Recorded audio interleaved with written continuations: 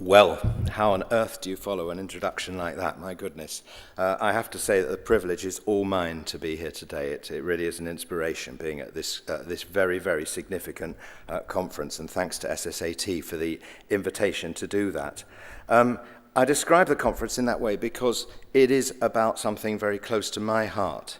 It's about our profession seizing the agenda, about asserting our proven expertise and placing ourselves in the driving seat.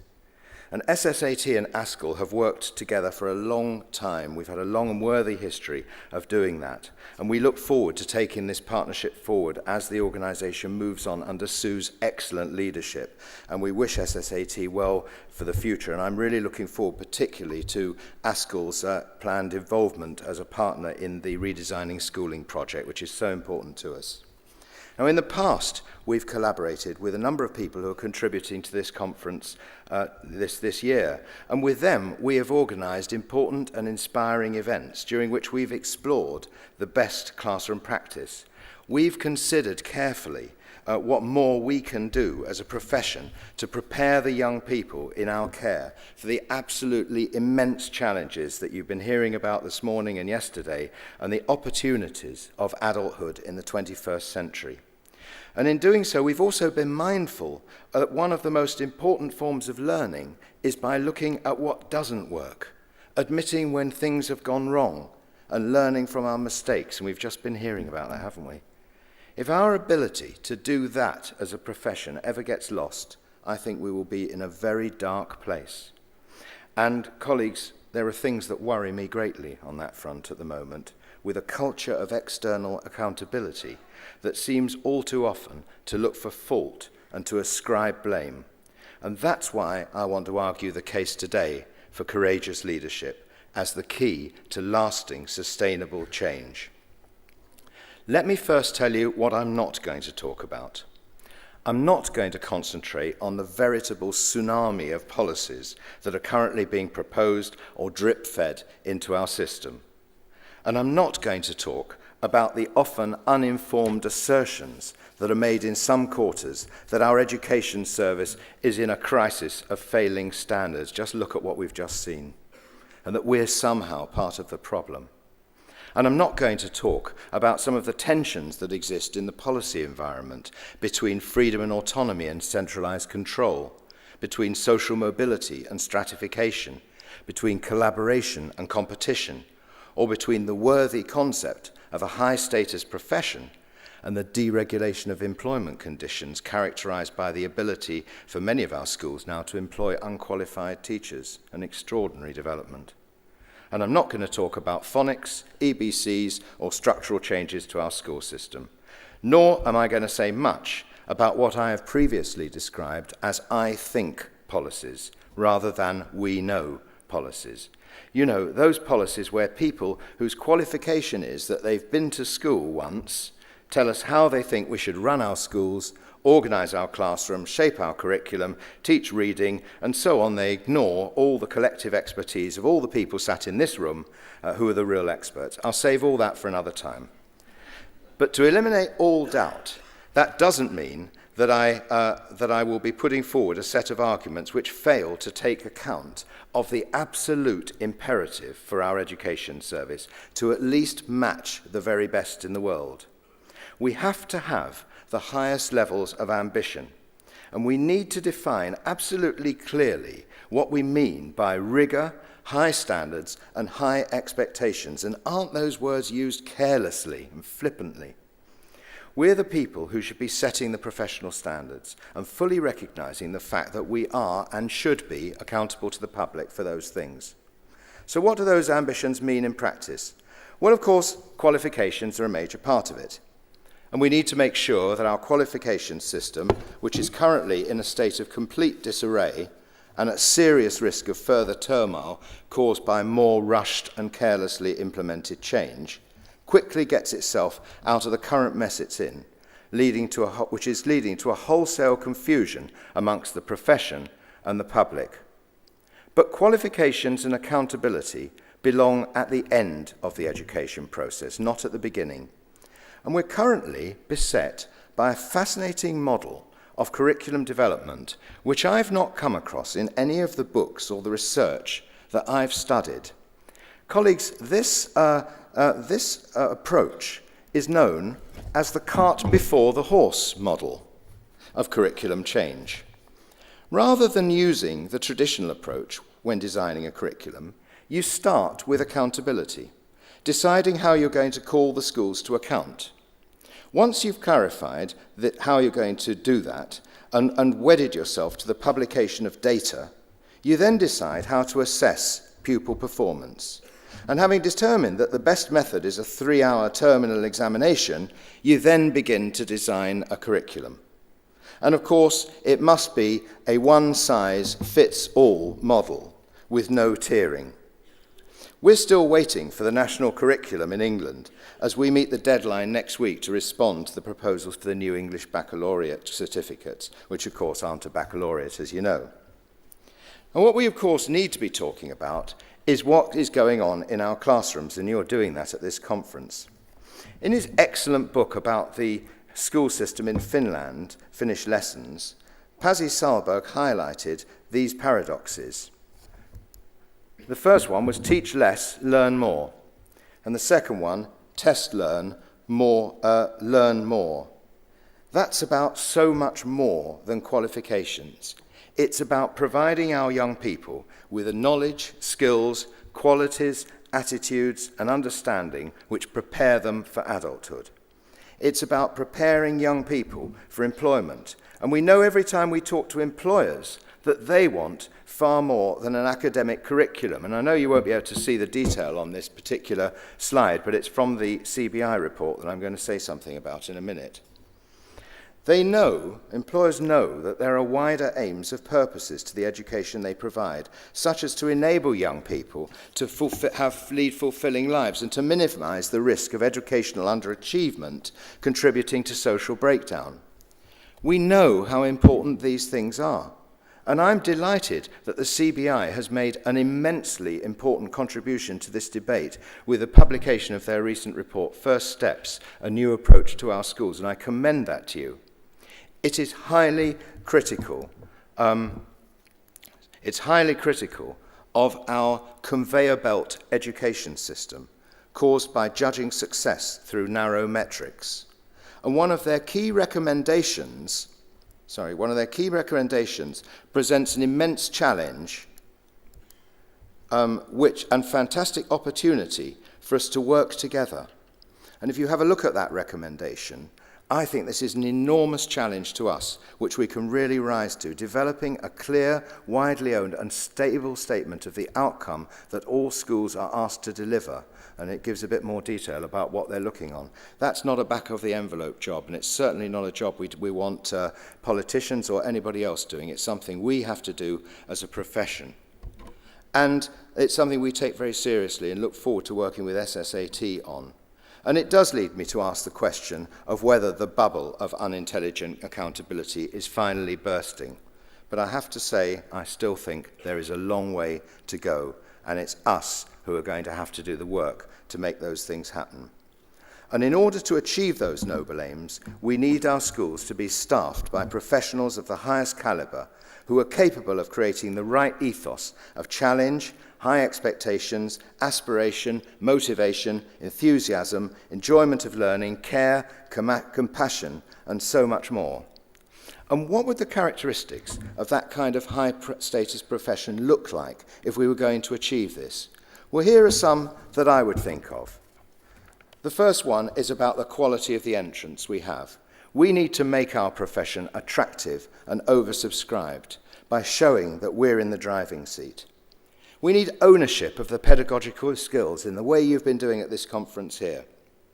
We need to control our professional duties.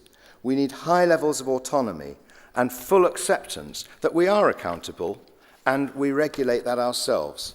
And the last one, a plea from the heart to be highly respected by the public and government.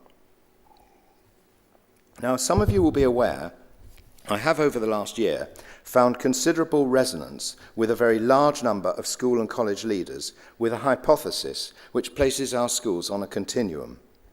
At one end, there are confidence schools, and ones which are, because of the circumstances in which they operate, able to shape their own destiny, to set out a vision, ethos, and curriculum. These schools are happy and almost invariably high-achieving places. They know what they need to do in the interests of the young people in their care. They're big enough to admit when they've made mistakes, and they're relentlessly ambitious in their expectations, aspirations, and ambitions for every one of their students and their staff. Leadership is a top priority, and such schools place continuing professional development at the heart of their business.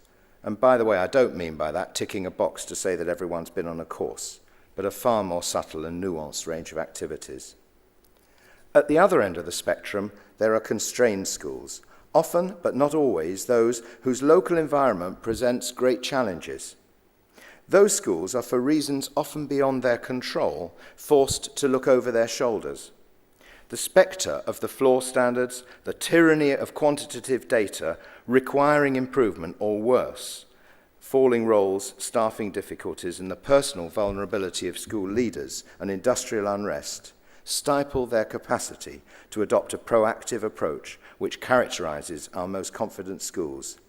So these schools find themselves reacting to the latest policy driver, to the latest tweak to the accountability framework, rather than being in control of their own future. And the professionals who work there feel disempowered or even disenfranchised in the feeling that they do not own the agenda for change that exists in their institutions. And let me be clear, I am not being critical of the people who work in those schools, who behave in that way. It's a reflection of the circumstances in which they exist, and it's deeply damaging, and it cannot lead to sustainable change. And it's immensely difficult to overcome those barriers and seize back the agenda which rightfully belongs to our profession. And that's why this requires courageous leadership. So for the rest of this talk, I want to explore what that actually means, and I want to look at three aspects. I love visits to schools, and I try to fit in as many as I can. I recently spent a day in a highly successful school, which has, over a period of years, under great leadership, set out a very clear vision of where they want to be. That vision encompasses all aspects of the school's work, focusing very strongly on a curriculum which meets the needs of all learners. And in order to achieve it, they've placed an absolute premium on professional development, supporting staff to develop new skills and deepen their understanding of pedagogical issues. Walking around the school, you see engaged pupils wherever you go, following a curriculum which fosters the development of skills and attitudes and understanding alongside the knowledge they need to master. And what a silly, polarized debate that has become. And pathways open to young people in that curriculum encompass those subjects often described as traditional and those described as vocational.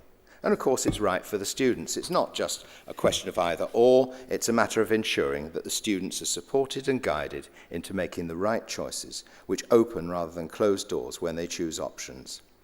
And of course a part of that is about creating an ethos in which young people ask difficult questions, as we've heard so many times. They learn to approach decisions, and they have the resilience to take risks and make mistakes and learn from them.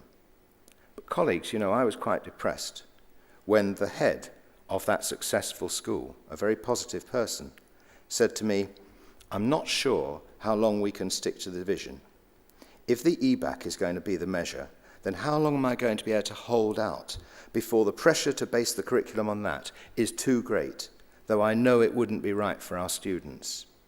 And the question in my mind was, what does it take to be courageous about this and to stick to what you believe in and what you as an experienced professional know is going to outlast any electoral cycle? And it's difficult.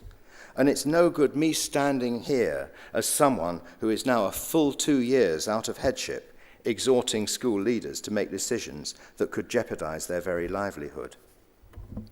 One key to this might well be evidence, and I must say at this juncture that I was delighted to read the letter recently sent by the chair of the UK Statistics Authority, Andrew Dilnot, to David Miliband about the continuous abuse of PISA statistics in this context.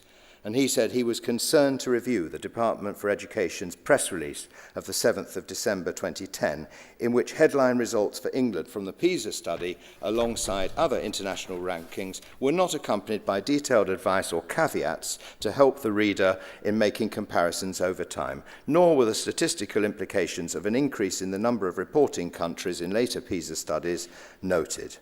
And he also pointed out the other studies that exist there that were not mentioned. And how many times have we heard about us plummeting down the league tables, the international league tables? Now, I would be the last person to deny the importance of OECD data and other international evidence in the work that we do. But the point is this: there is a vast amount of evidence out there in this country and elsewhere, and we as a profession need to make use of it. We need to be studying carefully and discussing its implications, and not cherry-picking what we want to see. Data does not give simplistic answers, but it asks questions, and every one of those questions is valid. We need to understand what works, and we need to understand what doesn't work, and why. And when considering international evidence, we need to understand the underlying cultural issues, which never get mentioned. And when doing any research, we need, as Andrew Dilnot highlights, to be aware of the shortcomings or caveats surrounding that evidence.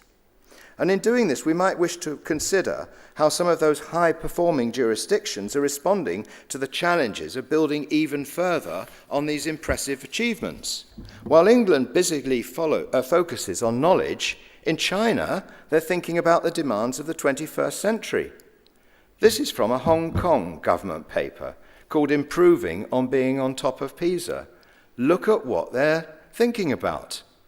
Rather interesting, isn't it? That we're thinking about knowledge, and what are they doing? They're moving on beyond that to all those things that I know you've been talking about.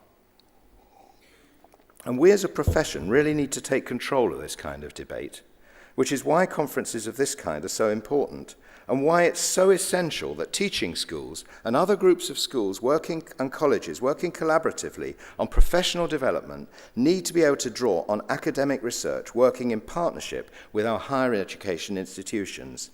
And that's why the Association of School and College Leaders has been in conversation with BELMAS, the British Educational Leadership Management and Administration Society, and why I'm very interested in the work Dr. Marilyn Leask, who's Professor of Education Knowledge Management at the University of Bedford, has been doing on developing a knowledge base for the teaching profession known as MESH, Mapping Educational Specialist Know-How. And it's similar to the one that exists for the medical profession, and it's very interesting. Have a look at the map of medicine and look what they do. It's also why we're very interested in the discussions currently taking place about what a professional body for the teaching profession might look like in the future, and about the idea that Estelle Morris has been leading on the Education Media Centre, which would be a national body to help journalists reach quality research on education. And of course, the work of SSAT is absolutely crucial in those sorts of developments. And none of those things would be of any interest to us if they were imposed from above. Courageous leaders, with the full support of organisations like ASCL and SSAT, will develop these ideas themselves. And we as a profession will lead on what we know is right. So one important area for us to take hold of is our use as a profession of the findings of research. Our schools need to be hubs of research, which will be at the heart of our coordinated school improvement and professional development plans. And I look forward to taking that discussion forward with this organisation. The other aspect of this, which I believe has been greatly underused in our schools, is qualitative data. Governments have great difficulty with this because it doesn't sit easily in simplistic league tables, and it often leads to the kind of conclusions which are a basis for professional debate rather than black and white results. But they're incredibly powerful tools for school improvement. And you know, school self-evaluation often draws on such qualitative methods, in addition to analysing quantitative data. And the best schools undertake a wide and sophisticated range of activities to feed into their school improvement processes. For many years, ASCL has argued that inspection should be a validation of self-evaluation, sampling specific aspects and looking to see if the processes are appropriate and have impact. And recently it seems to me that the pivotal role of self-evaluation and inspection has been watered down with an evidence base which is, to say the least, thin. This is something which I think courageous leaders can counteract and challenge. By ensuring we have those high-quality processes in place, we can be in control of the evidence that shows what has been achieved in our schools.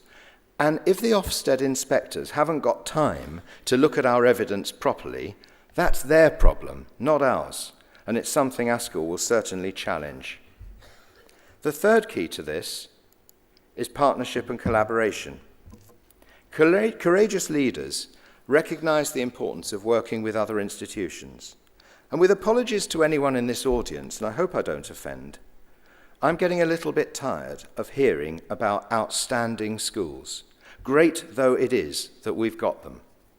Apart from the fact that it's statistically and I think linguistically impossible for all schools to be outstanding, honest leaders readily admit that even the best schools in the world have relative strengths and weaknesses and know they can improve further.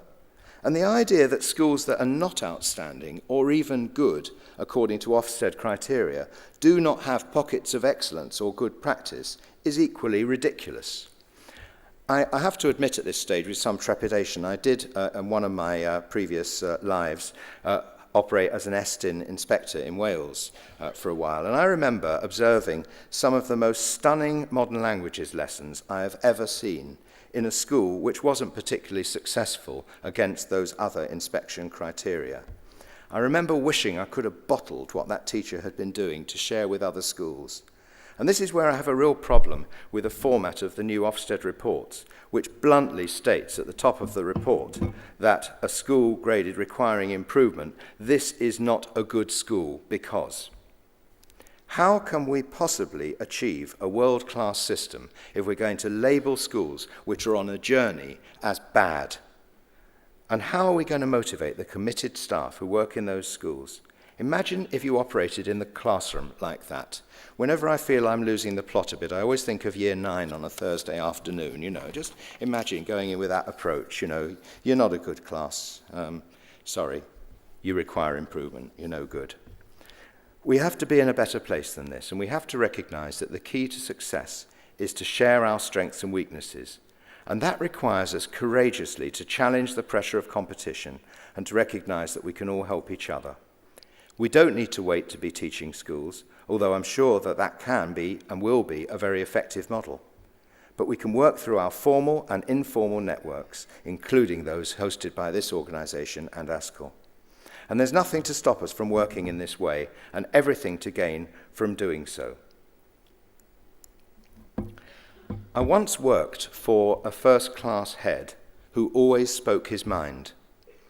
Often, what he said was politically incorrect, but it was always in the interests of the students in his care. Through his courageous leadership, and I learnt so much from him, he utterly transformed the school, both in terms of the physical and the learning environment and the standards achieved by the students in the school. It was interesting that the CBI report I mentioned earlier had actually said that because of the systems we've got in place in our education service, it tends to be the maverick heads, the radical ones, who buck the trends, who are the ones who are the most successful. That head moved on from an old-fashioned and largely irrelevant curriculum to one which was fit for purpose. He ensured that management and leadership at all levels changed the school, and the standards achieved within it moved beyond recognition, and the school changed into one that was heavily oversubscribed. And although he had a very clear sense of direction and knew exactly what he wanted to achieve, he was big enough and strong enough to listen to opposing views and warnings from colleagues when he was at risk of doing something wrong. And certainly as a deputy head in that school, he expected me to go in there and challenge him when he was on the wrong foot. And I always wanted my deputies to do exactly the same thing. And they did, frequently. Those qualities made him all the stronger, but I'm under no illusion that this is more difficult now. Courageous leaders take risks. Sometimes they upset people, and sometimes they make mistakes. They're not scared to challenge policymakers and tell them when they are wrong. The challenge there is getting them to listen sometimes. They're not scared to put their head above the parapet about what they believe in or stick to the vision that they and their teams know are right. But what they do is driven by an unswerving commitment to do the very best for the young people in their care and their achievements, carefully embedded into their schools to make sure they're carefully embedded to make for lasting, sustainable change. Organisations like ASCL and SSAT are there for courageous leaders. We will speak up on your behalf and support you in the certain knowledge that you are the people who, using your first-hand experience, knowledge, skills and commitment, are the key to making our education service match the best in the world. I wish you all well in the important work you do. Never forget that we have a good and improving education service in this country, and by working together, we'll make it stronger. Thanks very much.